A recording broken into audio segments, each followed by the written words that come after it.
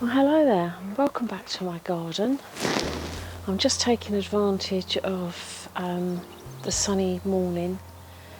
We've got beautiful blue skies, but it has been raining. It's dry at the moment, and I should really be doing my housework as I'm back at work tomorrow, but I just wanted to come out here and take advantage of this dry spell. And after all, there's always something to do, isn't there? So I've just swept this up. I've noticed that one of my clay pots here has really suffered from the frosts. The whole rim has completely broken up, so I'm going to have to replace that. So let's have a look and see what's going on. These are the strawberry runners that I put in early autumn last year. The bed has dropped considerably, so I may have to lift those gently, top up the bed and then replant them. And then over here,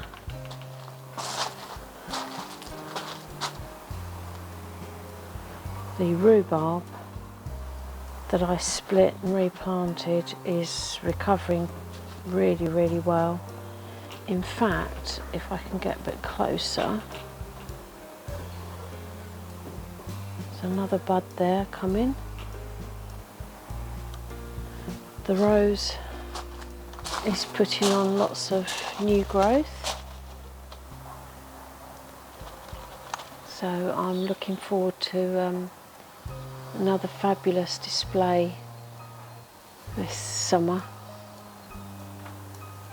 Got some chives coming up, and here too, and even the chard is putting out new fresh growth. The broad beans have survived the winter. There's a few plants that are curling over that could do with some support, so that's something I'll probably have to do this week. So one of the most noticeable things in the garden at the moment is that the honeysuckle has put on loads of growth, but I think it needs really, really good feed because it got quite pale at the end of last year and started dropping leaves. So it's looking lush at the moment, but noticed here there's some veining. So that says to me that there's a nutrient deficiency, so I need to address that as soon as possible. The antirrhinums have survived the winter, so they're fully hardy, so that's great to see. You may or may not be able to see this, but this is my leeks, my garlic and onions. They seem to be doing really well under this mesh. It's a really tight, fine mesh because I don't want the allium leaf miner or the flea beetles to get in there. And I'm not going to lift the net in to film it properly because I don't want to risk not sealing it tightly again. So I shall leave them to do their own thing. I'll swing you around because, oh sorry, I'm casting a shadow. But, a couple of days ago I managed to buy some more raspberries. Now I had some last year, if you remember, and wrongly I dug them up thinking they were suffering from the mosaic virus when actually it was a deficiency within the soil. So I had put up these posts with tension wires, and I had 4 plants lined up here, but I realised once I'd removed them that I actually needed this space. It's a small garden, I need all the space I can get. So I've only bought 2 plants. I've bought Morlin Admiral and Tullaman. So I'm thinking now, if I was to plant them like that, there's enough space between and it will maximise this space, freeing up the rest of the bed. Now I've got these 2 ornamental sage or salvias. One of them's coming out being split and put in the front garden.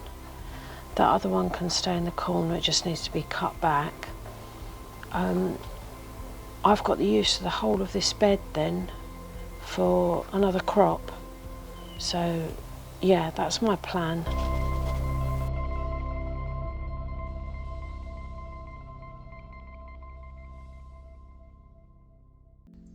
Look at that temperature. And look at this sunshine. It is so nice in here at the moment. I've just brought the propagator out because I noticed that although I've got some seedlings, they're getting a little bit leggy. So it doesn't matter how hard you try to keep them in full light, it's just not the same as being out in the greenhouse. So as it's warm out here at the moment, I've brought them out here to enjoy the temperatures, and there's all round light here for them. So I've got something emerging there, that's my first nasturtium, and some chilies. But I'm a bit concerned about these tomatoes, they look really leggy, so I might have to transplant them really early and plant them deeper, because I don't want to lose them. And the Rosso, I think once they get their true leaves, they'll be easier to handle, and they'll right themselves.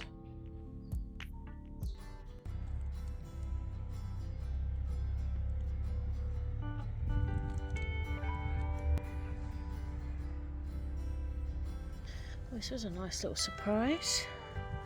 I just thought I'd have a root around in here. There's a couple of reasonable carrots I can have for my tea.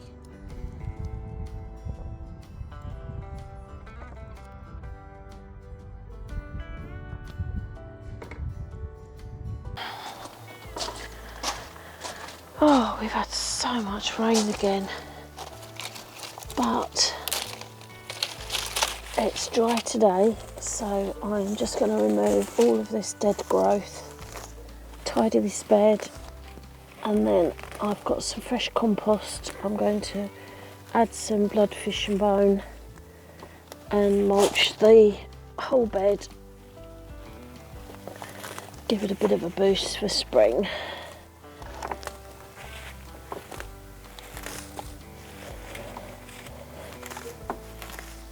Just getting rid of all the dead growth makes it look so much better. It sort of instantly greens up the whole area.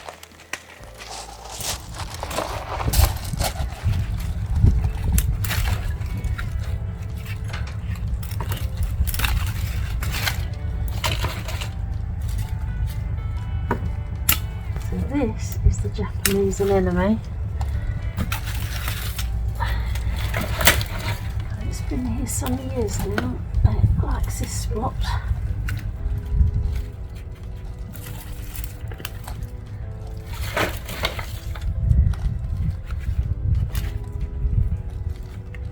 God, I can't reach. There we go. There we go. That looks better. So all I'm going to do is mix this with some bloodfish and bone.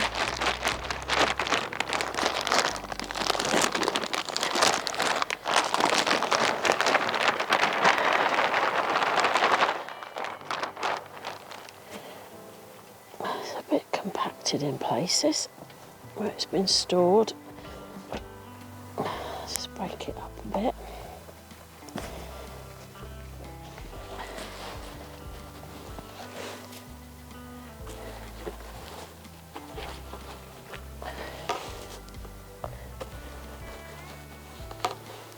Let's mix that in.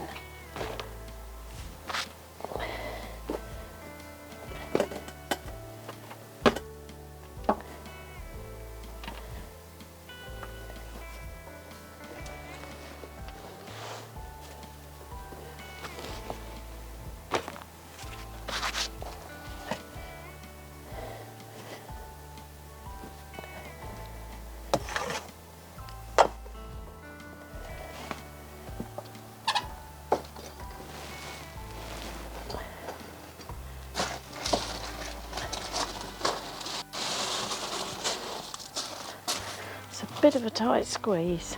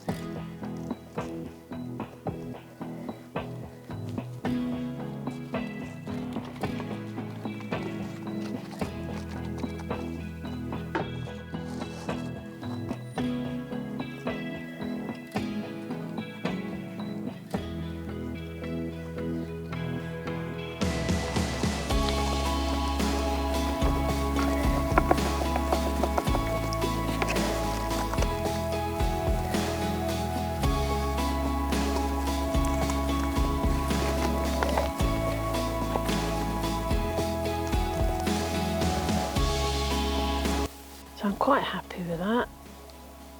The whole of that bed is now clean and it's been mulched.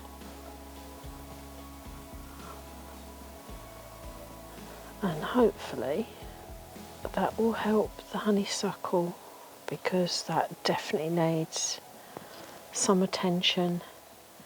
Those leaves should be really dark green and they're not. Come over and show you. They should be dark green, and the ones that are dark green are speckled. So it's telling me something. And all the new growth is sort of a lime green.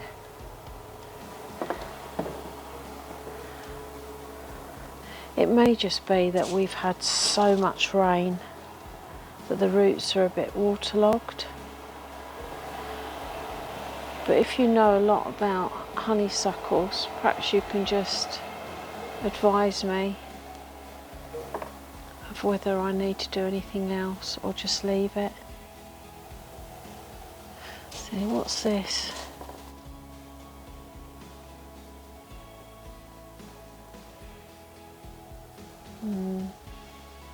So although it's still classed as winter, we're approaching March and there's a huge amount of growth going on. So I'm going to put down some Epsom salts, I think, around the base of the plant and see if that helps.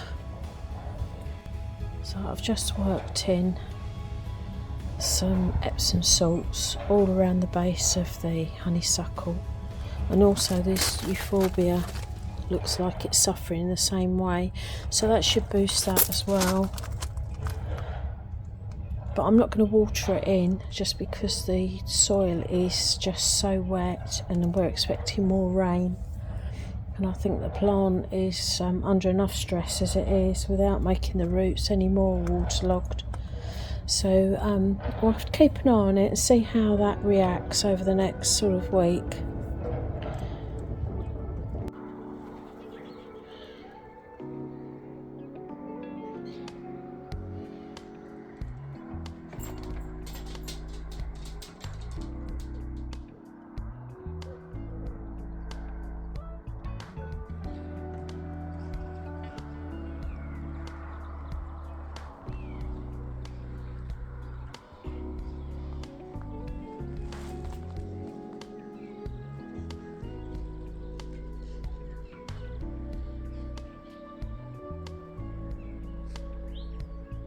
I'm just going to do some bird feeder maintenance.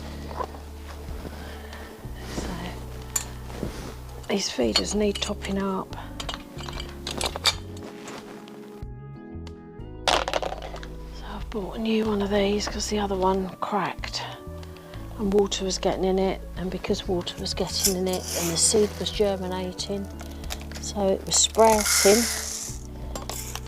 So I've got a nice new one. I think I'm going to put it higher up because the pigeons do try to get in it.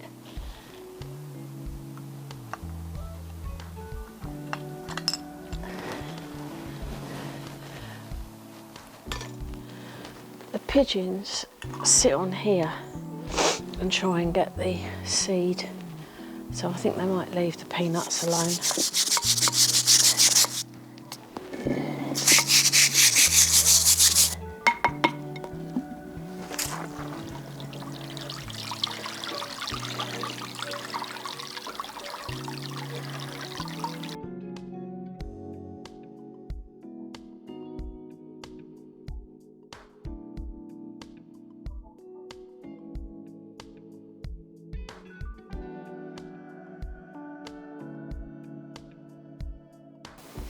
So this is what happens when I set up camera. I thought I'll go in and make a brew, and this is what I come back out to. Are you comfy there, Paddy? Yeah, he's just surveying his territory. Lord of the manor.